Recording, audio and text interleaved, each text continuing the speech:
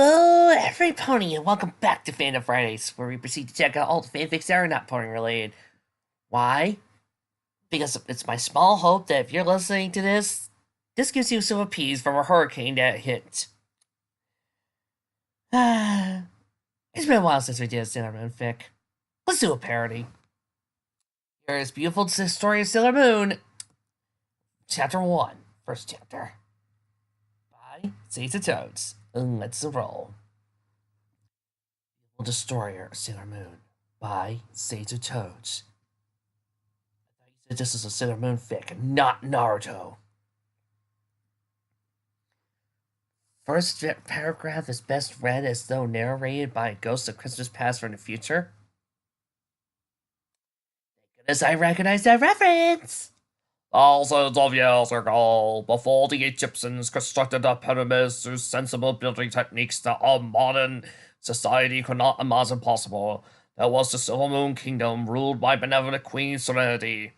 This kingdom, perfect in nearly every way, existed to help the people of Earth advance to a fine, long-lived society like their own, where they would know no war, no strife, enjoying the laws of the universe that awaited them. And all was well, until Queen Metallia erupted from the sun and spurred the earth to bite off the hand that fed them. Everyone died, and the sole survivor, Queen Serenity, used the last of her strength to ensure that all was lost would be reborn again in the future, including her daughter, whom her last breath she entrusted with finishing what her kingdom had set out to do. 10,000 years later. 14-year-old Usagi Tsukino sat in front of the television, watching her favorite television series ever. Trapped in a burning ruin, her hero, Kamen Rider, was in a pinch. However, having seen it 100 times, she knew exactly what it was going to say next. "If you give up, then all is lost," she said with a mask and scarf carrying hero. "Look hard enough, you'll find a way to succeed." Heroic theme began to play as Usagi gaily watched her hero smash his way out of the burning ruins with his partner, right in time to take on the MOTW. Usagi threw her fist in the air and took to her feet. "Go get him, Raider! Bring on the Messiah justice!" He began throwing punches and kicks, perfectly mirroring the motions of the Henson hero on television, as he delivered a level 3 old-school beatdown on the monster. "Ha! Hey-ya! Take that, you bastard!" In enthusiasm, she kicked her father in the face, and dropped him on his back like a raging wolf. Oh crap! Sorry, Dad!" "Sorry-chan, why can't you watch normal television shows for a girl your age?" Her exasperated father asked. It was a terrible reasonable question. Teenage girls did not normally watch 30-year-old live-action shows aimed at 10-year-old boys. Nor do 20-year-olds watch little shows featuring horsies. A better question is, why are you watching your old tapes when you could be going to school? Mara demanded, causing Usagi to jump. "I need to get psyched up, Mom. We got a test today!" Usagi pleaded as she quickly paused and said to the team. "I can't go into that without the support of Kamen Rider." And what would Kamen Rider say being late for school? In a split second, Usagi was out the door, running down the street, leaving behind a trail of dust behind her, flipping up the skirt of her next-door neighbor, best friend, Naru Osaka, as she raced by. Naru sighed. There she went, in a blind hurry, when it seemed to be on time for once. "I won't be late, I won't be late, I won't be late!" She kept chanting as she rounded the corner of her street, prepared to make the final charge uphill for her school. Just as she was about to let the Vatek kick in, and the desperate loud meow stopped her in her tracks. She merely turned around and saw in front of the local gas station a group of kids tormenting a cat. She frowned at this and began walking over. When the second she awakened, Luna knew her mission was of absolute importance. Finding Sailor Moon, the other Senshi, in the Silver Crystal, defeating the lurking evil of the Dark Kingdom before Metallia re-emerged and swallowed the earth. With that in mind, she searched Japan high and low for her first and foremost objective, the girl who would become Sailor Moon. Off topic, but was there a Sailor Moon before our Sailor Moon? Because we had the princess, then we had the other 4 Senshi, the Inners. They were her royal guard. Then we had the Outers. But it doesn't seem like there was another Sailor Moon out there. Being a cat, though, it was only a matter of time before she ran into trouble. That was the form of a trio of delinquents who seemed to have nothing better to do than torment a pure cat, a poor animal. "Stupid cat! Why does it have a band-aid on its face? One of the kids laughed as he poked Luna with a stick. His well-learned yet psychotic accomplice immediately corrected him. It's an adhesive bandage. There he looked over at Luna's tail. A what? Band-Aid is the name of the brand, not the device itself. The actual name is Adhesive Bandits. Now, give me that rock. I want to crack his head open and post the pictures of 4chan to make those mouth-breathing Americans rage. The future serial killer and troll said, mostly unaware of what thunder he threatened to call out himself. You never know, because Yusagi kicked him in the back of his head, dropping him in the face of the airboys. Ooh! Leave it alone, you future serial something or others, she yelled as he whacked the third boy with her bag, knocking out one of his baby teeth. All three immediately scrambled away from Yusagi. Oh no! It's that creepy Aryan girl! One of the boys yelled, taking offense to that. Yusagi threw He smiled when the rock hit his mark, and the boy began bawling. That's right! Make way for the Homo Superior! As the children fled, Yusagi reached out and gingerly picked up the cat. She examined her and hummed. He's a bandit, huh? Who would put that on a cat's head? Seems cruel. Very carefully, she removed the bandage from Luna's forehead and examined it. A yellow crescent mark on an otherwise darkly colored cat? How unusual. Staring, Yusagi came to a conclusion that Luna did not expect. You're a magical cat, aren't you? Luna stiffened and stared at the girl wide-eyed. Yes, that must be it! And our meeting must be destiny, and that's supposed to be a real magical girl with the power to save everyone's smiles! Beverly and Yusagi getting in at one. Luna continued to stare at those passerbys, and Yusagi talking loudly to a cat. Yusagi seemed to notice this as well, as he put on a big smile. Or, I'm just a crazy teenager talking to a cat in public. She looked at the pedestrians before her expression darkened. Hey, do I stare at you when you're acting like a lunatic? The crowd was consumed by an awkward silence, before Yusagi pointed out to the side, eyes shut and shoulders tight. Get out of here! As he pointed, Luna sprung from her grip and stared at her before running away, just past Naru's feet as he walked over. Hey, Yusagi, is everything alright? Now, some of you people might be wondering, why am I using a more southern dialect as opposed to Molly's Brooklyn accent? Simple. Naru speaks with an Osaka dialect. It was better to make her southern. Annoying with some people, Yusagi grumbled before turning nose Naru. Good morning, Naru! You were talking to the cat. Did you take anything out of your parents' medical cabinet again? Naru asked. With a completely straight face, Yusagi shook her head. No, my dad's Viking prescription ran out 2 days ago. Naru's perfectly aghast look. She gave her a flat look. I was choking, Naru-chan. Naru went from aghast to skeptical. I can't tell you, Yusagi. This seemed to offend Yusagi down to the core. I do not pop fix. She crossed her arms and looked away. I prefer Loritab. Naru gave Yusagi a scrutinizing look as he began walking. You still talking, rat? Yusagi stared back. Of course, now come on. As the two departed, Luna appeared from a corner and watched the girls go. In her mal heart of hearts, she desperately hoped that the strange, frightening girl was not the one who she sensed it was. Yusagi Tsukio's madness was a well-known subject at school. She was a teenage girl who watched tokusatsu, pitched fight with boys twice her size, and won them, and regularly went off on tangents that could be described as incomprehensible at best. Being Yusagi's best, if only friend, caring for her deeply, Naru only had her best interests in mind, was he trying to rein in or cover for her behavior.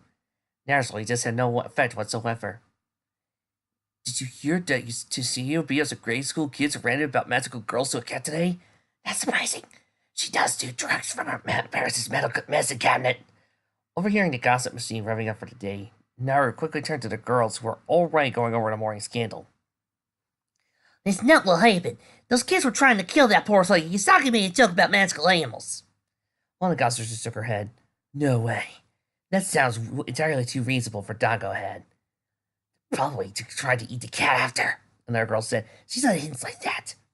Naru tried to argue otherwise, but Yusagi seated at her desk with her head dipped down, stopped her with a tug on her shirt. Oi, you shouldn't try to cover for me. Everyone knows I'm dangerously unstable. Turning to face her, Naru pouted. Like Yusagi, they just talk about you all the time. Well, it's not like the opinion of Horace ever mattered to me, Yusagi said loud enough for the gossip folks to hear it.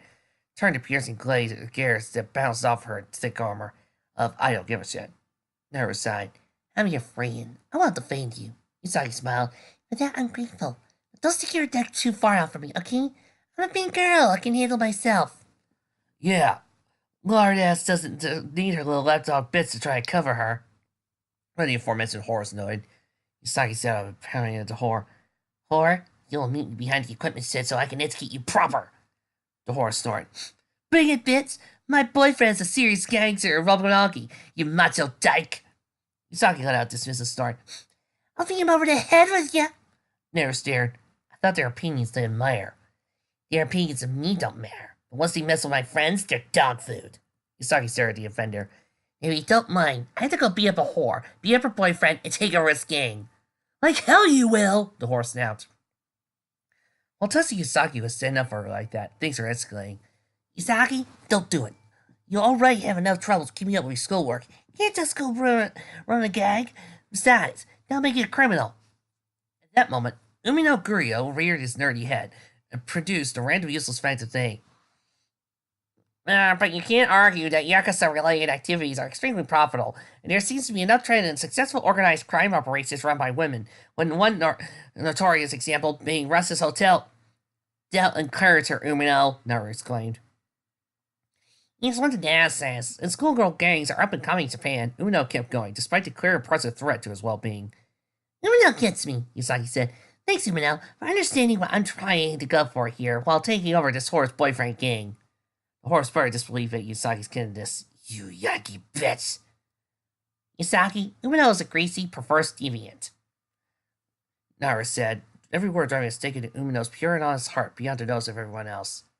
Bored of the thought of violence, Yusagi glanced on to the new subject, second start replying, well, yes, but that's nothing to be ashamed of. Umino didn't know if he felt insulted or not, but Naru quickly reminded, yes. Yusagi's rebuttal was a classic deranged Yusagi. The only thing that makes it seem deceitful is this illusion that we Japanese have moral standards that need to be upheld, when it's clear we're just a bunch of perverts waiting for the gun to sound to commence the orgy. Everyone stared at her today, narrowed her eyes, and you all know it's true! It was, but they all had their pride. Naru cleared her throat. Scales her. She hadn't had her Vatican delay. Lord Yusagi created. See, before she catch her a bottle of Sid pills right in her stomach. Thanks, and thank you for proving my point. Naru said, why do I defend you? Because you're my friend and you love me, Yusagi said. Don't worry, Naru-chan. I'm not using drugs. I sell them. Naru buried her face in her palm as Yusagi smiled and winked to the studio audience and cameras in her mind. Yusagi says, drugs are bad unless you make a profit. Umino followed her line of sight, then looked back at Yusagi. Who are you talking to? Shut up, Yusagi replied, still smiling. Just taken and a horror beaten behind the school's equipment shed, Yusagi and Naru walked towards the direction of the home, former sighing deeply as he wiped the blood from her hands. Yusagi looked at Naru with a wistful sigh. Naru-chan, when do you suppose I act out like I do in school? Naru stared at her for a solid 30 seconds before Yusagi gave in. Fine, why do you suppose I act out in general? I couldn't tell, maybe you really are insane? Maybe, Yusagi said before she looked down at her bloodstained hands. I know the martial arts classes aren't helping. No, they're not. Little Haruka would have to tell her parents he fell downstairs, mouth thirst, about a dozen times. Who knows? Maybe you're so saying no, this is real, and that's just another thing of your delusions. Yusagi smiled. No sense. If I were, then I couldn't do this. She flipped up Naru's skirt, revealing bunny print panties for the world behind her scene. Huh, you got some kind of funny thing going on there, Naru-chan. Naru first started her skirt. Yusagi! Relax, no one saw except for me and the pervert stalking us. She looked back at the greasy, filthy otaku armed with a cell phone camera. You got a good shot there, Dracula-san? The pervert gave a thumbs up. Yusagi promptly broke it with a kick, before descending upon the rest of the person with an unholy being that cannot be described for the sensibility of the rears. With blood all over her right leg up mid-thigh, Yusagi swiped the sole shoe off her foot with the man's tattered and stained Rei Ayame t-shirt. That, Naru-chan, is how you break your foot off in a motherfucker's ass! Thanks, Alcaeus. The ever sympathetic Naru says he offered Yusagi a handkerchief. Well, maybe you act out because you're restless. Yusagi hummed. Restless? Yeah, you have all these ears and you want to put it towards something. When you do it, it's not enough. You want it to be something bigger than you are now. But you don't know what it is. That actually made a lot of sense to Yusagi. That said a lot about a girl who thought in the most distracted ways possibly to entertain herself. Makes sense. Kind of depresses me at the same time. What if I never find out what that thing is? I didn't want to make you feel bad, but I'm sure one day you'll find that, Colin. Usagi took Usagi by the arm. Come on, I know you cheer up. Let's go to my jewelry store and I'll go to Wares. Usagi brightened up. Sure, let me get some cash first. Looking around, Usagi walked over to the Bean Otaku, began to rifle through his pockets, scoring a few 100,000 yen. His credit cards, and expensive cell phone. The pervert stared up at her. You're a monster, said the man taking obscure pictures of teenage girls. She smiled sadistically. Once he acquired her thumbs, she stomped on the man's genitals and dropped a bottle of pills she'd got into school in his hand. Thank you very much, shithead. She walked over to Naru, who was not as horrified as one would expect a sensible friend to be. Took her arm. You perverts. I just wear shorts under my skirt to avoid them. She looked at the audience in her head again.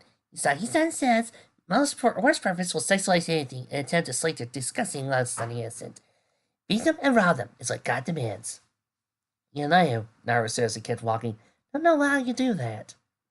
Neither noticed a completely horrified cat watching them. The crowd said also P. Jeweler set off a flag at Usagi's head as he reached the store. I said the sign said owing prices from 50% to 90% off all jewelry in the store. She was no economist, but she knew that generally when sales like this were going on, a store was either opening or going out of business.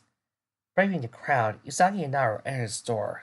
There were women everywhere, heavily trying on jewelry and showing off their friends and strangers who were paying to just their kind. Oh, wow, Naru said as he pulled Usagi to the front counter. Look at the display she's got today. Isn't it wonderful, Usagi? Usagi shrugged her shoulders. Material possessions are merely filler for the empty soul. Naru stared at her. You say this. You, who owns every incarnation of Kamen Rider except for Shin Kamen, who says this? Kamen Rider transcends materialism, Usagi femininely retorted, before Naru's mother came over. Hello, Saki-san. I tell people that, and they still don't believe me when I spend hundreds of dollars on figure arts. Hello, Usagi-san, Naru-chan. Naru's mother tearfully called. Enjoying the sale? Yeah, Naru replied sadly. You said there was going to be a sale, but I had no idea it was going to be this big. This is crazy. Saki looked at the price tag for a reasonably valuable diamond ring. Crazy was kind of an understatement. Saki-san, are you really only offering 20,000 yen for this diamond ring? Naru went on and looked. It's only 20,000 yen? All hell broke loose when the other patrons heard Naru's exclamation. Before she or Naru could react, a very large woman knocked them over, setting off the entirety of the LA riots inside LCP as dozens of blame-batting women tried to grab the cheap but shining. Watching the melee go on in front of her, Naru's mom smiled darkly as the rampant energy expanded by the crowd left them through the cursed jewelry samples she wore, fed into the gorgeous necklace she wore around her neck. An unspecified distance away, in a dark cavern, a blonde pretty boy in military uniform held out his hand and smiled as the energy drawing to Naru's mom began to collect in an orb in the palm of his hand. The pretty boy, a general of the Dark Kingdom by the name of Jedi, watched the destroying vapors of the riot going on in the store. And yes, it's Jedi, as in a gem. Mr. Nostalgia Critic, please study up on your minerals, you freaking moron! It's not Jedi as in a pun based off a Jedi. It's Jedi, you know, gems. God, what a moron! Very good, Morgana. Continue to gather energy at this place, and the Dark Kingdom's revival will come much sooner than expected. He said via telepathically to Yoma. The dark smile of Sokka's mom wore became downright sinister at that. Just before the fattest chick in the store went up and over the counter, kicked by Usagi. I said, get off of me, you fat bitch! Sokka's mom was, as the woman went spilling to the ground behind the corner, unconscious of a sizable bruise on her head. Panting, Usagi rubbed her neck. She was standing on my neck. Naru got up. I think it's kind of too hectic. Maybe we should go, Usagi? Usagi nodded. She softened her bleeding, hiding sheep away. Yeah, I need to get home anyway, so I'm on my test scores. It was a good idea. Naru had some homework to do herself. Let's get out here. Usagi leading. The two girls quickly broke out of the melee and escaped the store. Sokka's mom went to get at the unconscious fat woman, then back out after the girls. Through Yoma's eyes, Jedi was intrigued. What an unusual girl. And what a kick. As the same going to get Morg out to play some kind of cursed jewelry on her, That girl had a lot of raw energy going through her. Nevertheless, he reached his quota by nightfall. Then was on to the next scheme. Outside and on the walk home, Naru decided to bring up the test. So, how did you do on the test anyway? Saki reached in her bag and pulled out a series of papers. Let's see. For science, I got a 27. For Japanese language, I got a 74. For English, I got a 100. And for math, I got a 17. And for art, I got a 50. Naru did the math in her head. So, on average, you got a 54. Just a point short of what your mom required you. Not my fault, math blows. Dang straight, Usagi! Usagi replied as he crumpled up the math test. Besides, what she won't know won't hurt her. Naru shook her head. You're only delaying the inevitable. I'm delaying until Friday for the makeup test, which I will most assuredly pass with help from Yumino. Usagi replied. She had to wear something cute for when she had to ask him to give her his notes. They passed the garbage can next to the hobby shop's front door. Usagi tossed the ball-up test haphazardly over her shoulder, believing she hit the mark. She would have too, not for the tall, imposing man who stepped out and arbitrarily blocked his shot with his sunglasses, which fell off his face into the ground. Mamoru Shiba looked down at the paper and began to uncurl from his crumpled street. Picked it up. Wow. I didn't even think idiots failed this badly at math. Usagi stopped dead in her tracks and turned to face Mamoru. Naru immediately turned red in the face, more struck by the man's looks than anything else. Usagi was not afflicted at all. Excuse me, douchebag? I guess you didn't understand. I'm calling you a dumbass. Mamoru replied, causing Usagi to recoil. Well, wait, what the hell? You're calling some random teenage girl on the street a dumbass? Usagi asked. Mamoru flipped the paper around her shoulder. Stats don't lie, do they? Naru blinked in disbelief at the man's glib retort. Usagi was immediately in his face, around her chest level. Man, he was tall.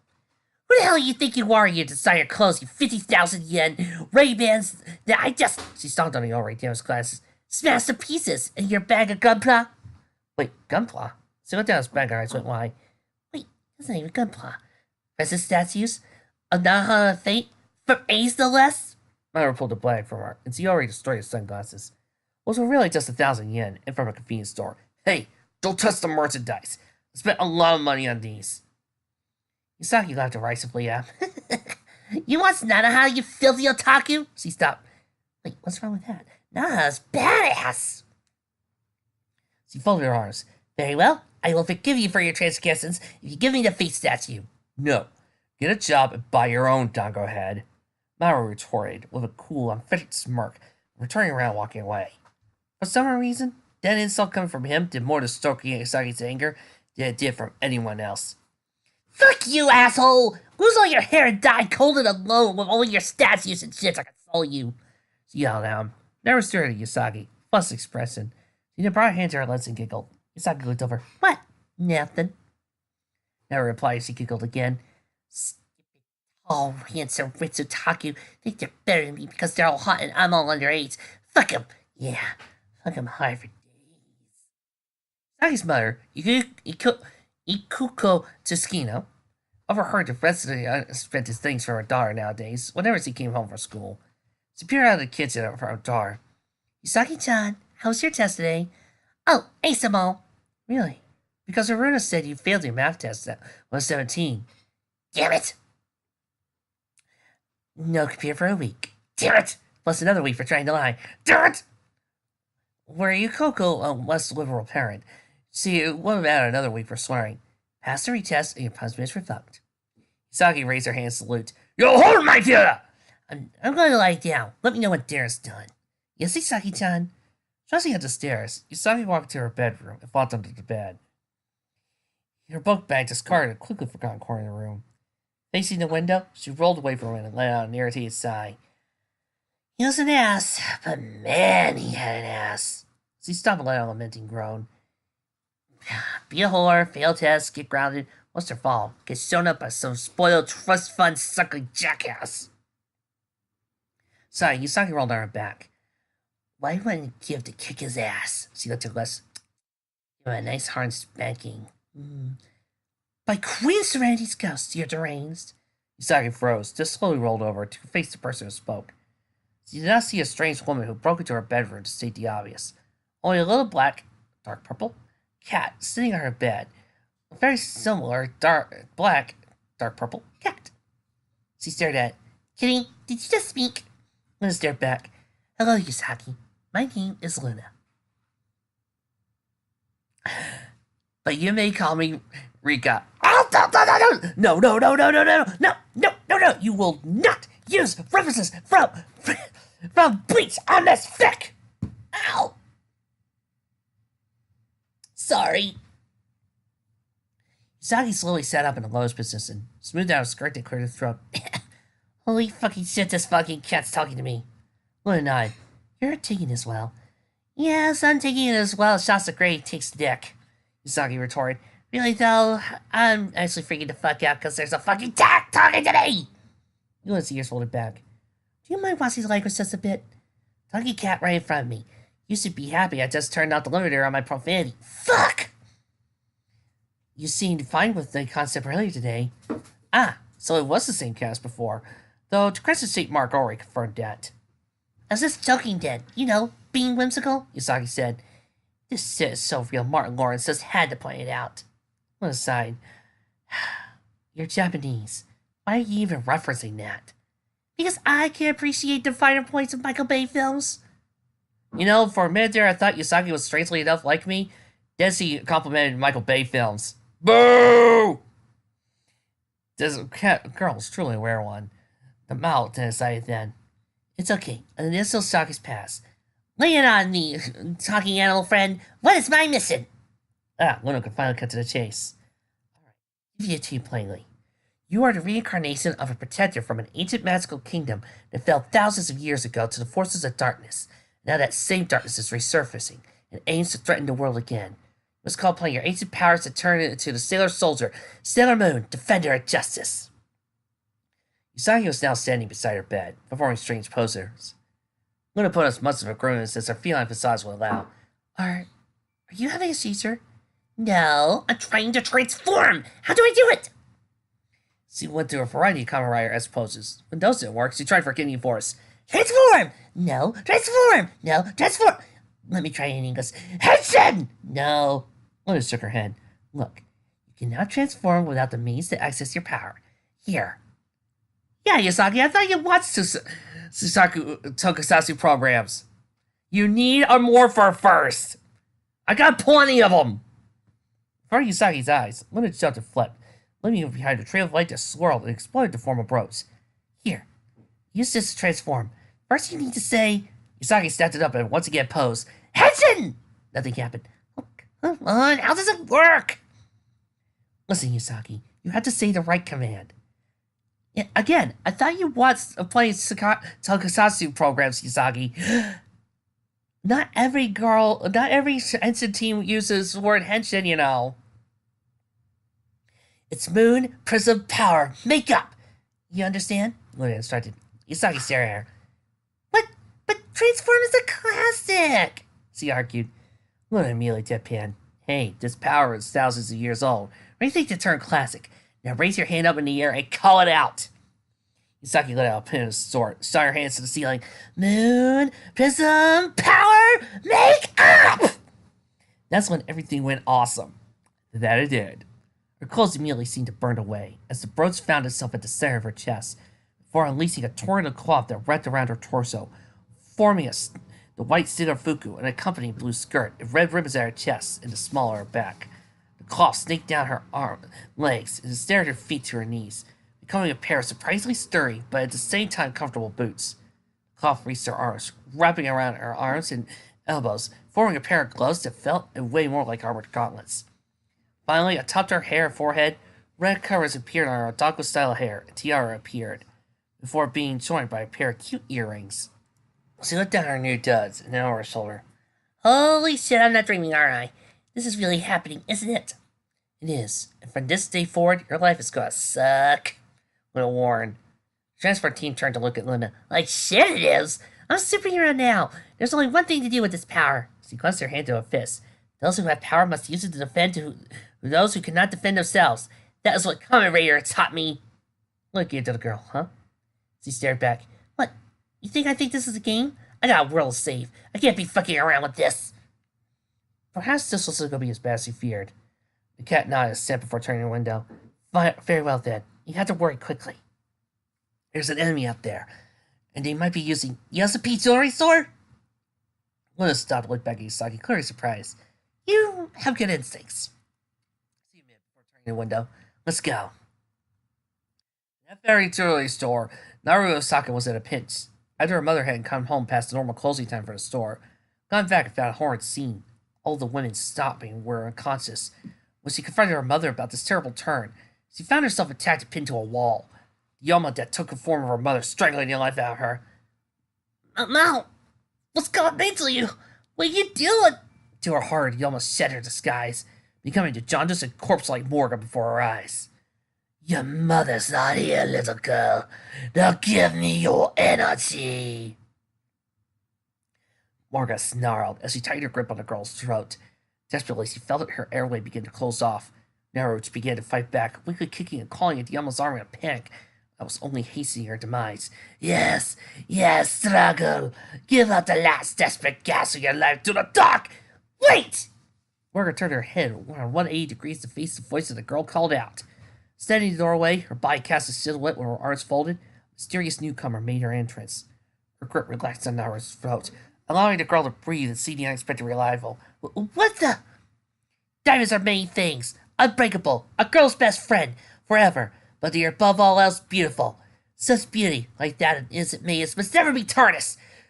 Not tried by conflict, not by greed, definitely not by darkness. So then, Yoma, it's time to pay for your crimes! Morgan released Naru, turned to face her, stalled skimpy lips. Who are you? The moon alliance seemed to change that. The darkness encasing the girl, looking to reveal her form as the guardian of mankind. Sailor Moon! Level of hostile glare as she made her retort plain and to the point. You don't deserve to know my name! Okay, this fic, freaking hilarious. I gotta admit, I'm kind of interested where this is going to go because this is a different Yusagi. I always love a different kind of nice parody. Well, instead of trying to be a deconstruction like so many others, or sometimes even insulting, or just generally fun if you're watching Sailor Moon Abridged, this is like, what would happen if Yusagi was, well, me? No, seriously, this is me. I would so totally make jokes about me actually taking different types of drugs. If I were to see a cat that was like Luna, I would immediately think that I'm some sort of magical warrior. If I was given a headset device or told I was a magical warrior, I would try to morph somehow with different headset phrases. Yeah, this is me. This is so totally me. This is exactly what I would do, and it is awesome. One down, thousands more to go. See you next time.